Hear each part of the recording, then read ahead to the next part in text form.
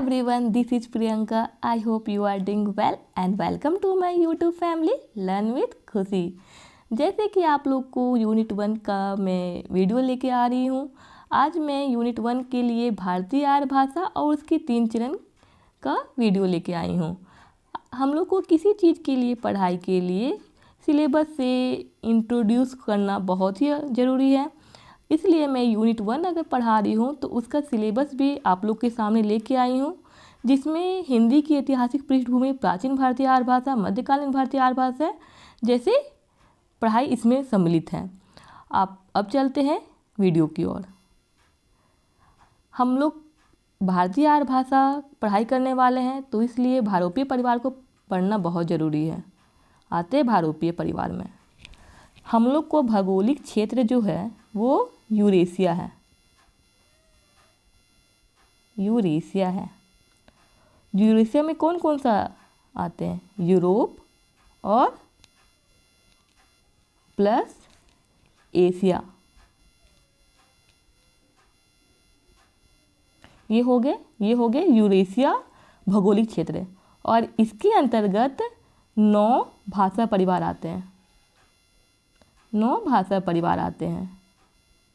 जो 9 भाषा परिवार है, इसमें से एक है भारोपीय परिवार।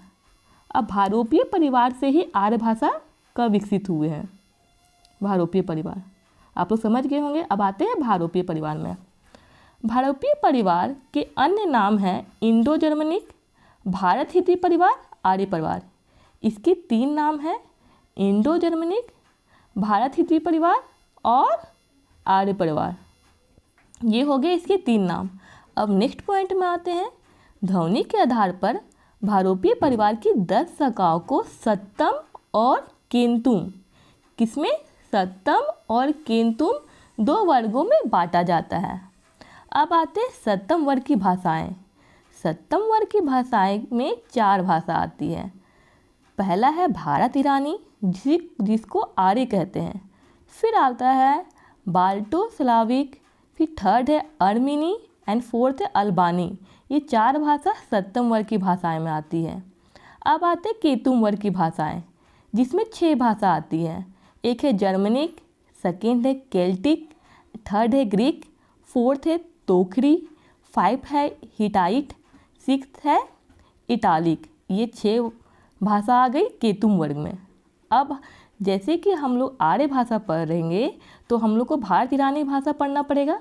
तो भारत ईरानी के फिर से 3 उपवर्ग किए गए हैं। किसने किए हैं? गियर्सन ने किए हैं। इसमें 3 उपवर्ग क्या क्या है? एक है ईरानी, सेकेंड है दरद एंड थर्ड है भारतीय आर्य भाषा। भारत ईरानी में 3 उपवर्ग हैं। 3 उपवर्ग से ही लास्ट में जो है वो भारतीय आर्य भाषा है। अब आते हैं भारतीय आर्य भाषा और हिंदी भाषा। इसमें अध्ययन की सुविधा की दृष्टि से भारतीय आर्य भाषाओं के 3500 क्या है? 3500 वर्षों के विकास क्रम को सामान्यतः 3 चरणों में विभाजित करते हैं। कितने चरणों में? 3 चरणों में। कितने वर्षों के विकास क्रम से? 3500 वर्षों के विकास क्रम के। ये सारे जितने भी मैं अंडरलाइन की हूँ, इसे आप नोट डाउन कर सकते हैं। अब आते हैं नेक्स्ट स्लाइड में। यहाँ आ गए भारतीय आर्य भाषा के 3 चरण। ये स्लाइड बहुत ही इम्पोर्टेंट है, जिसमें से 3 चरण कौन कौन से हैं? प्राचीन आर्य भाषा, जिसका कालक्रम है 1500 ईसा पूर्व से 500 ईसा पूर्व। कहाँ से? 1500 ईसा पूर्व से 500 ईसा पूर्व। अब आते हैं मध्यकालीन आर्य भाषाएं, जिसका कालक्रम है 500 ईसा पूर्व से 1000 ईस्वी। आप यहाँ पे नोट डाउन कीजिए कि यहाँ पे जो प्राचीन आर्य भाषा में दोनों ईसा पूर्व में थे, 1500 ईसा पूर्व से 500 ईसा पूर्व, और मध्यकालीन आर्य भाषा में 500 ईसा पूर्व से 1000 ईस्वी। यहाँ क्या है? ईस्वी। समझ गए होंगे। अब आते हैं नेक्स्ट में आधुनिक आर्य भाषाएं, जो 1000 ईस्वी से अब तक चली आ रही है। अब आते हैं ये जो 3 चरण हैं, उसमें कौन कौन से भाषा है उनके बारे में। जो प्राचीन आर्य भाषा में 2 भाषा आती है। एक है वैदिक संस्कृत और दूसरा है लौकिक संस्कृत। और जो वैदिक संस्कृत है उसका समय जो है 1500 ईसा पूर्व से 1000 ईसा पूर्व है। और जो सेकेंड है लौकिक संस्कृत, उसका कालक्रम है 1000 ईसा पूर्व से 500 ईसा पूर्व। आप यहाँ पे देखिए अच्छे से, जो 1500 ईसा पूर्व से 500 ईसा पूर्व के बीच में प्राचीन आर्य भाषा है, उसके दो पार्ट हैं, वैदिक संस्कृत और लौकिक संस्कृत। और वैदिक संस्कृत का कालक्रम है 1500 ईसा पूर्व से 1000 ईसा पूर्व, और जो सेकेंड में लौकिक संस्कृत है उसका कालक्रम है 1000 ईसा पूर्व से 500 ईसा पूर्व। अब आते हैं नेक्स्ट चरण में, मध्यकालीन आर्य भाषा, जिसका कालक्रम है 500 ईसा पूर्व से 1000 ईस्वी। इसमें तीन आते हैं, पाली, प्राकृत, अभ्रंश तथा अहवट।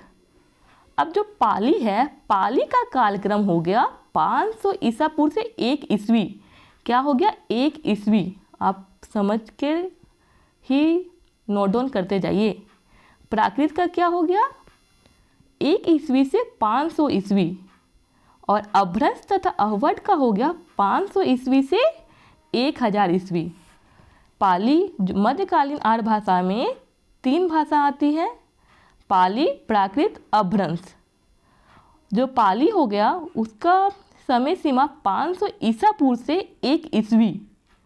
और वही जो प्राकृत हो गया इसका जस्ट अपोजिट, बट इसमें दोनों चीज़ ईस्वी में है, 1 ईस्वी से 500 ईस्वी।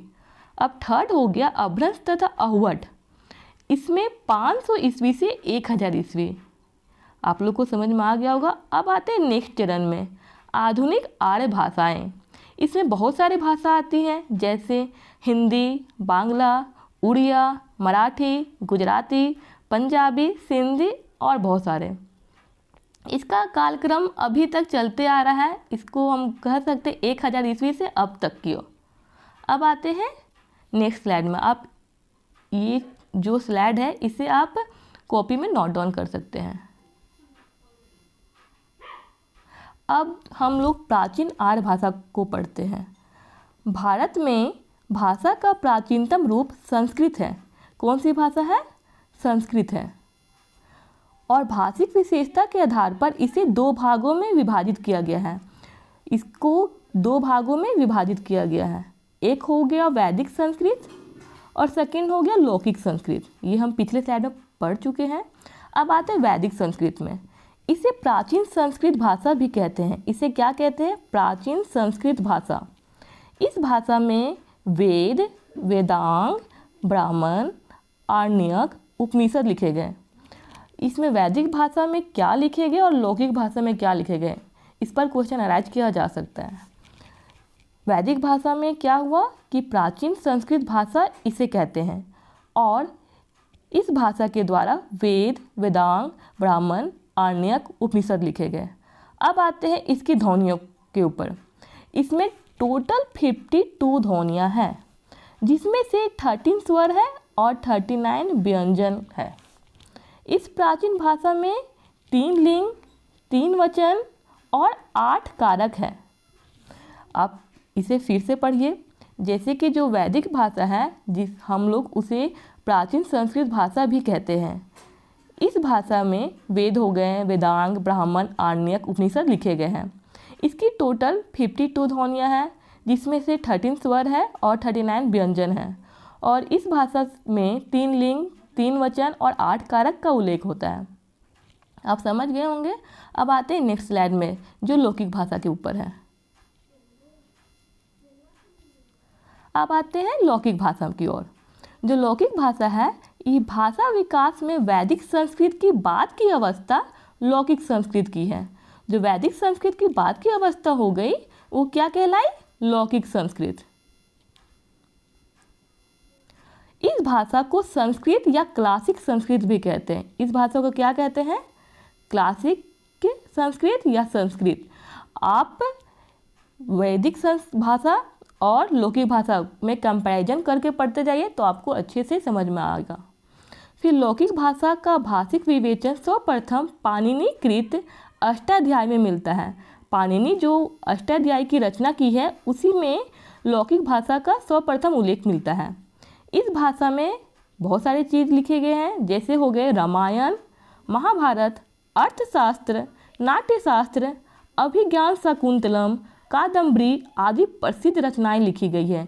या इस भाषा में कई रचनाएं लिखी गई है, जिसमें जो महान रामायण हो गए, महाभारत हो गए, अर्थशास्त्र हो गए, नाट्यशास्त्र हो गए, अभिज्ञान शाकुंतलम, कादम्बरी जैसे प्रसिद्ध रचनाएं लिखी गई हैं। अब जो वैदिक संस्कृत में भी ध्वनियाँ आएगी, उसमें कितनी ध्वनियाँ थी? 52 ध्वनियाँ थी। कंपैरिजन करते चलिएगा। बट वैदिक लौकिक भाषा में क्या हुई? 4 ध्वनियाँ लुप्त हो गई। जैसे कि वैदिक संस्कृत की 4 ध्वनियाँ के लुप्त होने से लौकिक संस्कृत में शेष कितनी ध्वनियाँ बची? 48 ध्वनियाँ। विदित है कि इस काल में संस्कृत भाषा का स्पष्ट व्याकरण मिलना शुरू हो जाता है। यह बात बताया जाता है कि जो लौकिक भाषा के समय में जो संस्कृत भाषा का व्याकरण भी मिलना शुरू हो जाता है।